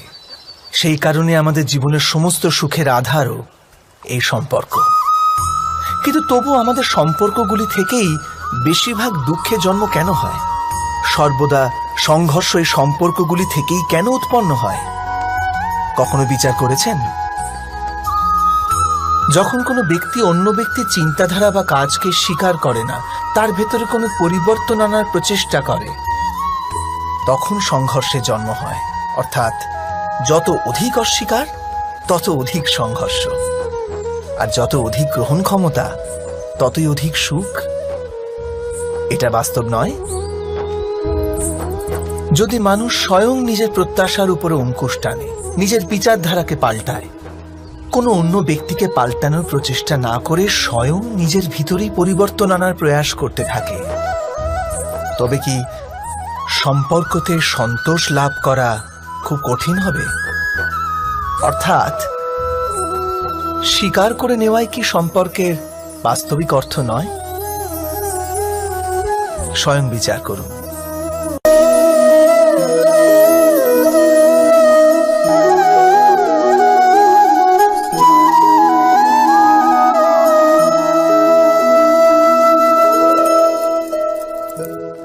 যখন কোনো ব্যক্তি কোনো ঘটনার ভিতরে অন্যায়কে দেখতে পায়, তখন সেই ঘটনা তার হৃদয়কে তছনছ করে দেয়। সমস্ত জগৎকে সে নিজের শত্রু রূপে জ্ঞান করতে থাকে। অন্যায় বলে মনে হওয়া সেই ঘটনা যত বিরাট হয়, মানুষের হৃদয়ও কিন্তু ততই বিরোধিতা করতে থাকে। সেই ঘটনার পরিপ্রেক্ষিতে সে ন্যায় দাবি করে। আর এটা তো যোগ্য কথা। বাস্তবিক সংসারে যে কোনো রকমের অন্যায় ব্যক্তির আস্থা আর বিশ্বাসের বিনাশ করে। কিন্তু এই ন্যায় কাকে বলে? ন্যায়ের অর্থ কি? অন্যায় যে করেছে সে যদি অনুতপ্ত হয়, আর যার উপর অন্যায় হয়েছে তার মনে যদি আবার বিশ্বাস জাগে সমাজের প্রতি, তাকেই তো ন্যায় বলে। কিন্তু যার হৃদয়ে ধৈর্যের স্থান নেই, সে ন্যায়ের পথ ছেড়ে দ্বন্দ্ব আর প্রতিশোধের পথ বেছে নেয়। হিংসার বদলে প্রতিহিংসার ভাবনা নিয়ে সে এগিয়ে যায়। স্বয়ং যা পীড়া ভোগ করেছে তার চেয়ে অধিক পীড়া অপরকে দেবার প্রয়াস করে। আর এই পথে চলতে গিয়ে অন্যায় যার উপর হয়েছে সেই স্বয়ং অন্যায় করে ফেলে। শীঘ্র সে অপরাধী হয়ে যায়। অর্থাৎ ন্যায় আর প্রতিশোধের মধ্যে খুব ক্ষুদ্র ফারাক থাকে, আর সেই ফারাকের নামই হল ধর্ম। এটা কি সত্য নয়? স্বয়ং বিচার করুন। দুই ব্যক্তি যখন নিকটে আসে তখন তারা একে অপরের জন্য সীমা আর মর্যাদা নির্ধারণ করার চেষ্টা অবশ্যই করে। আমরা যদি সমস্ত সম্পর্কগুলিকে বিচার করে দেখি, এই সমস্ত সম্পর্কের আধার সেই সীমারেখা যা আমরা একে অপরের জন্য নির্মাণ করি। আর যদি অজান্তে সেই দ্বিতীয় ব্যক্তি সেই সীমারেখা লঙ্ঘন করে, তাহলে সেই ক্ষণেই আমাদের হৃদয় ক্রোধে ভরে যায়। এই সীমারেখার বাস্তবিক রূপ কি আমরা কি কখনো বিবেচনা করেছি? সীমা বেঁধে দিয়ে আমরা দ্বিতীয় ব্যক্তিকে নির্ণয় করার অনুমতি দিই না, নিজের নির্ণয় সেই ব্যক্তির উপর চাপিয়ে দিই। অর্থাৎ তার স্বতন্ত্রতাকে অস্বীকার করি আমরা। আর যখন স্বতন্ত্রতাকে অস্বীকার করা হয় তখন তার হৃদয় দুঃখে ভরে যায়। আর যখন সে সীমারেখা লঙ্ঘন করে তখন আমাদের হৃদয় ক্রোধে ভরে যায়। এমনটাই হয় নাকি?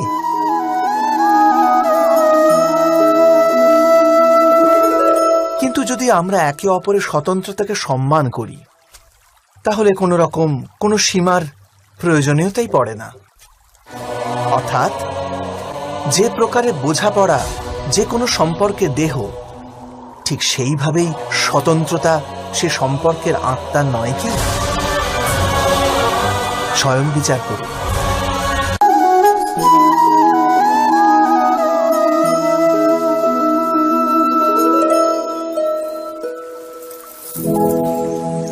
নির্ণয় নেওয়ার মুহূর্তে আমরা সর্বদা কোনো অন্য ব্যক্তির উপদেশ, সূচনা, মন্ত্রণা বা পরামর্শকে আধার করে থাকি। আর আমাদের ভবিষ্যতের আধার হয়ে ওঠে আমাদের আজকের নেওয়া সিদ্ধান্ত। তাহলে কি আমাদের ভবিষ্যৎ অন্য ব্যক্তির পরামর্শ, কোনো অন্য ব্যক্তির দেওয়া উপদেশের ফল? তবে কি আমাদের সম্পূর্ণ জীবন কোনো অন্য ব্যক্তির বুদ্ধির পরিণাম? আমরা কি কখনো বিচার করেছি? সবাই জানে যে ভিন্ন ভিন্ন লোক একই পরিস্থিতিতে ভিন্ন ভিন্ন পরামর্শ দিয়ে থাকে। মন্দিরে দাঁড়ানো ভক্ত বলে দান করা উচিত, আর চোর বলে যদি সুযোগ পাওয়া যায় ওই মূর্তির গয়না চুরি করা উচিত। ধার্মিক হৃদয় ধার্মিক উপদেশ দিয়ে থাকে, আর অধর্ম ভরা হৃদয় অধার্মিক পরামর্শ দেয়। এই ধর্মময় উপদেশ পরামর্শ স্বীকার করলে মানুষ সুখের দিকে যায়। কিন্তু এইরকম পরামর্শ স্বীকার করা তখনই সম্ভব হয় যখন হৃদয়ে ধর্ম থাকে। অর্থাৎ কোনো অন্য ব্যক্তির উপদেশ বা পরামর্শ স্বীকার করার আগে স্বয়ং নিজের হৃদয়ে ধর্মকে স্থাপন করা কি অনেক বেশি জরুরি নয়? স্বয়ং বিচার করুন।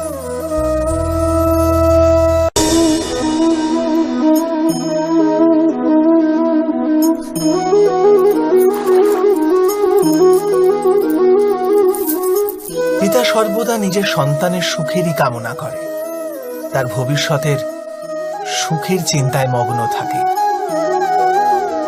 আর সেই কারণবশতই সদাই নিজের সন্তানের ভবিষ্যতের লক্ষ্য নিজেই নিশ্চিত করার চেষ্টা করতে থাকে। যে পথে পিতা স্বয়ং চলেছে, যে পথের কাঁটা কাঁকড়ের সাথে সে পরিচিত, পথের ছায়া পথের তাপ সে স্বয়ং অনুভব করেছে, সেই পথেই তার পুত্রও চলুক, এই ইচ্ছাই থাকে প্রত্যেক পিতার। নিঃসন্দেহে এ এক উত্তম ভাবনা। কিন্তু তিনটি প্রশ্নের উত্তর বিচার করতে আমরা ভুলেই যাই। কি সেই প্রশ্ন?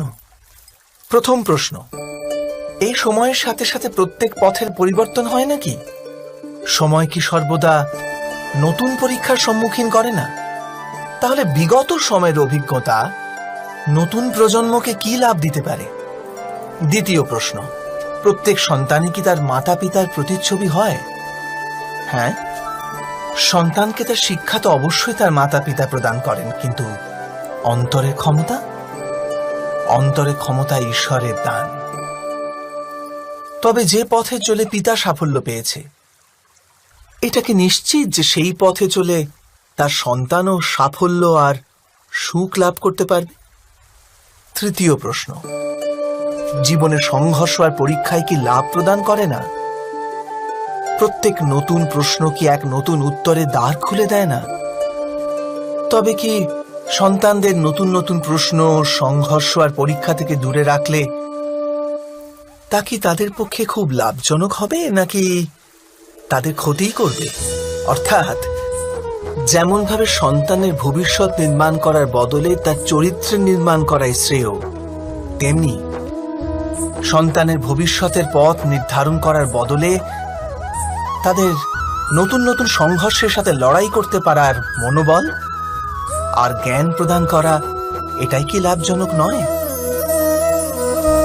স্বয়ং বিচার করে দেখুন। সবার জীবনে এমন মুহূর্ত অবশ্যই আসে যখন সত্য বলার নিশ্চয়তা থাকে হৃদয়ে, কিন্তু মুখ থেকে সত্যটা বেরোতেই পারে না। কোনো ভয় মনকে এমনই ঘিরে রাখে। কোনো ঘটনা বা প্রসঙ্গ সম্পর্কে কথা বলা, অথবা নিজের কোনো ভুল হয়ে গেলে সেই সম্বন্ধে কথা বলা, এটাই কি সত্য কথা বলা? না, এ তো কেবল তথ্যটুকু, অর্থাৎ যেমন ঘটেছে শুধু সেইটুকু ব্যক্ত করা, এ সামান্য ব্যাপার। কিন্তু কখনো কখনো সেই তথ্যটুকু বলতে গিয়েও ভয় হতে থাকে। কখনো আবার অন্য ব্যক্তি কি ভাববে সেই দুশ্চিন্তা হয় মনে। অন্য কারো দুঃখ হবে এই ভয়টাও সত্যকে আটকায়। তবে এই সত্য কাকে বলে আমরা কি কখনো বিবেচনা করেছি? যখন ভয়কে তুচ্ছ করেও কোনো তথ্য বলে দেওয়া হয়, তবে তাকে সত্য বলা হয়। বাস্তবে সত্য আর কিছুই না, কেবল নির্ভীকতারই অপর নাম। আর নির্ভীক হওয়ার কোনো সময় হয় না, কারণ নির্ভীকতা আত্মারই এক স্বভাব।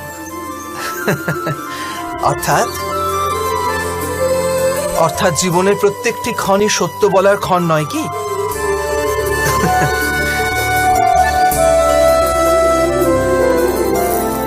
স্বয়ং বিচার করুন। যখন কারো আশা ইচ্ছা ভঙ্গ হয়ে যায়, তখন তার হৃদয় ক্রোধে ভরে ওঠে। যে ব্যক্তিকে সে নিজের অপরাধী মনে করে তাকে দণ্ড দেবার প্রচেষ্টা করে। কিন্তু আমাদের ইচ্ছা বা আশা ভঙ্গ হওয়া সর্বদাই কি কারো অপরাধে হয়? ইচ্ছা অপূর্ণ থাকার তো অনেক কারণ হতে পারে।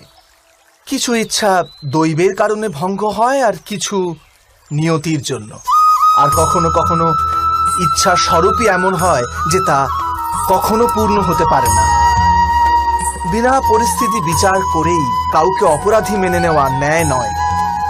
প্রতিশোধ, ন্যায়ের আধার তো দয়া, করুণা, আর প্রতিশোধের আধার ক্রোধ, অহংকার।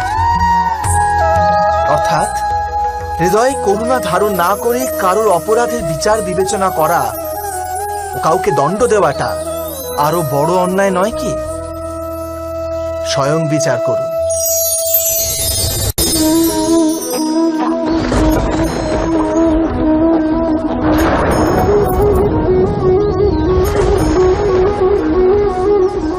সংকেত বা পূর্বাভাসের উপর নির্ভর করে আমরা ভবিষ্যতের সুখ দুঃখের কল্পনা করি। ভবিষ্যতে দুঃখের কারণ দূর করার জন্য আমরা আজ পরিকল্পনা করি। কিন্তু কালকের সংকটকে আজ নির্মূল করার চেষ্টা করলে আমরা লাভবান হই নাকি আমরা ক্ষতিগ্রস্ত হই? এই প্রশ্ন নিজেদের করি না। সত্য তো এটাই যে সংকট আর তার নিবারণ একসাথে জন্ম নেয়। ব্যক্তির খাতিরে আবার সৃষ্টিরও খাতির, তাই না? আপনি আপনার ভূতকালের কথা স্মরণ করুন, ইতিহাসকে দেখে নিন। আপনি তখনই উপলব্ধি করবেন যে যখন যখন সংকট এসেছে তখন তখন তাকে নিবারণ করার শক্তিরও জন্ম হয়েছে।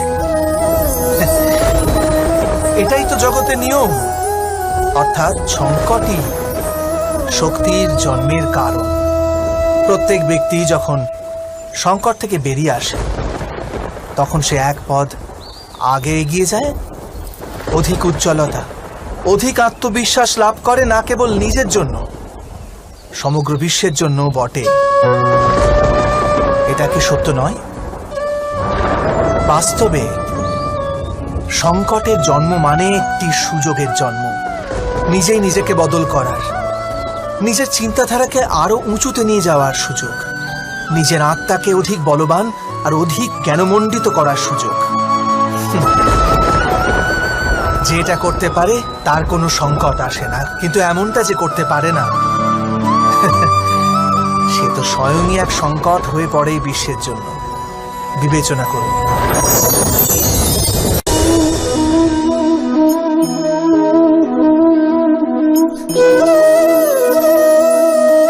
পরম্পরার মধ্যে ধর্মের অবস্থান, আর প্রথাই ধর্মকে ধরে রাখার দায়িত্ব বহন করে, এটা সত্যি। কিন্তু কেবল প্রথাকেই কি ধর্ম বলে? বিবেচনা করুন। সত্য তো এই যে যেমন ভাবে পাষাণের ভেতরে শিল্প থাকে, ঠিক তেমনি প্রথার মধ্যেও ধর্মকে পাওয়া যায়। এই পাথরের মধ্যেও শিল্প আছে। এই পাথরটাই শিল্প নয়। শিল্প ফুটিয়ে তোলার জন্য পাথরকে ভাঙতে হয়, অনাবশ্যক অংশগুলিকে কেটে বাদ দিতে হয়। ঠিক সেইভাবেই প্রথার মধ্যে ধর্মকে খুঁজে বার করতে হয়। যেমন ভাবে ইন্দ্র পূজার প্রথা ত্যাগ করে গোবর্ধন পূজার ধর্ম আরম্ভ না যদি হতো, যাদবেরাও তাদের মুক্তির পথ খুঁজে পেত না। অর্থাৎ প্রথা পালনে যে বেশি গোঁড়ামি করে ধর্ম থেকে সে বঞ্চিত হয়ে যায়, আর পরম্পরার অন্ধ অনুকরণ যে করে সেও প্রকৃত ধর্মপরায়ণ হতে পারে না। কথায় আছে, হংস সর্বদা নির্ঘীর পার্থক্য করতে পারে। দুধে জল মেশানো থাকলেও কেবল দুধটুকুই গ্রহণ করে। তবে কি যথার্থ ধর্মজ্ঞান পেতে হলে হৃদয়ে জ্ঞান থেকে প্রসূত বিবেক থাকা আবশ্যক নয়? আর সেই বিবেক না থাকলে যাকে আমরা ধর্ম বলে মনে করছি তা আসলে প্রকৃত ধর্মই নয়। এমনও তো হতে পারে। স্বয়ং বিচার করে দেখুন।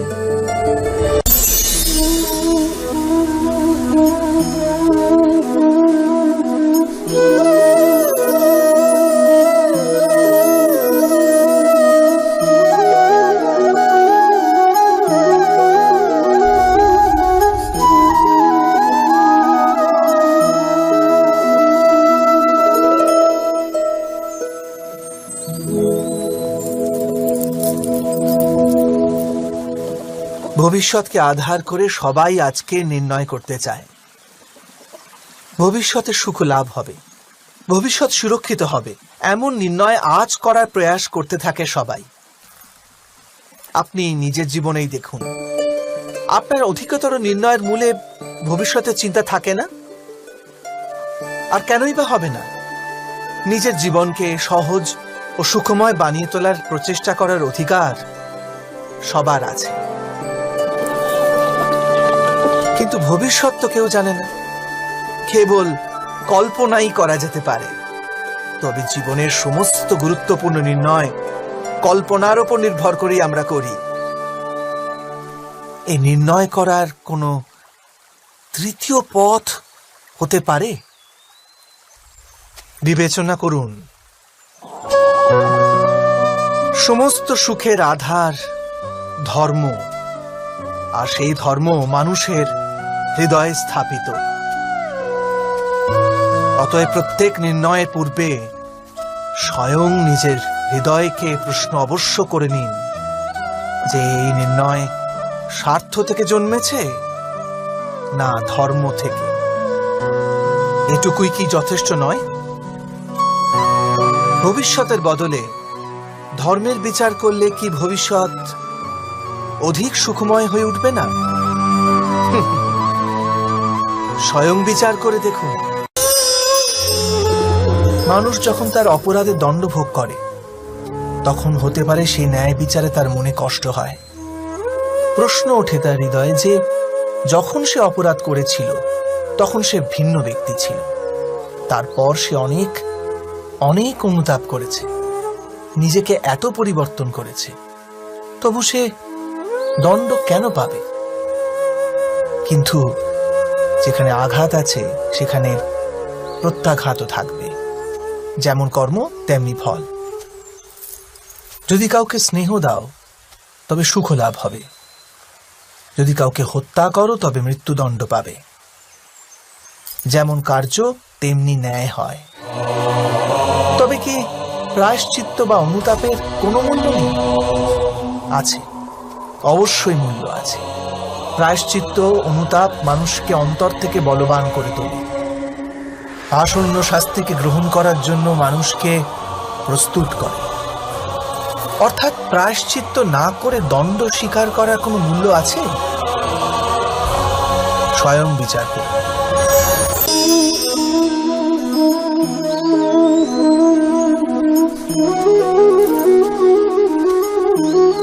যখন নিজের কোনো ভালো কাজের বদলে দুঃখ লাভ হয়, অথবা কেউ দুষ্কর্ম করেও সুখ লাভ করে, তখন মন অবশ্যই এটা ভাবতে বসে যে তাহলে ভালো কর্ম করার, ধর্মের পথে চলার তাৎপর্যটা কি?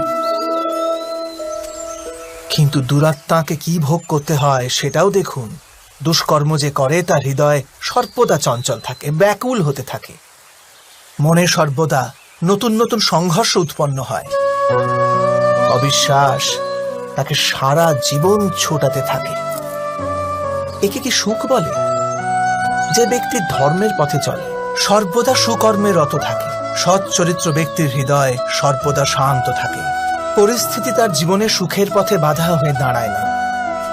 সমাজে তার সম্মান ও মনে সন্তোষ অক্ষত থাকে সর্বদা। অর্থাৎ ভালো ব্যবহার ভবিষ্যতের সুখের পথ দেখায় না, ভালো ব্যবহার নিজেই সুখ দেয়। অথবা দুর্ব্যবহার ভবিষ্যতে দুঃখের পথ দেখায় না। অধর্ম সেই মুহূর্তে দুঃখকে উৎপন্ন করে। ধর্ম থেকে সুখ পাওয়া যায় না, ধর্মই স্বয়ং সুখ।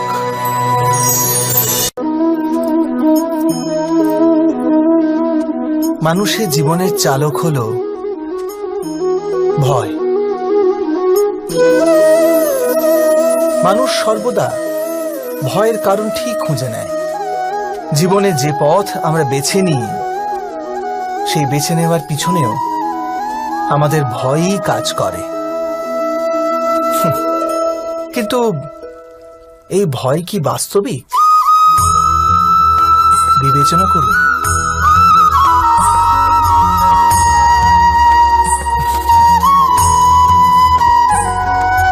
ভয়ের অর্থ আগামী সময়ের বিপত্তির কল্পনা। কিন্তু সময়ের প্রভু কে? না আমরা সময়ের প্রভু, আর না আমাদের শত্রু অথবা আমাদের প্রতিস্পর্ধী।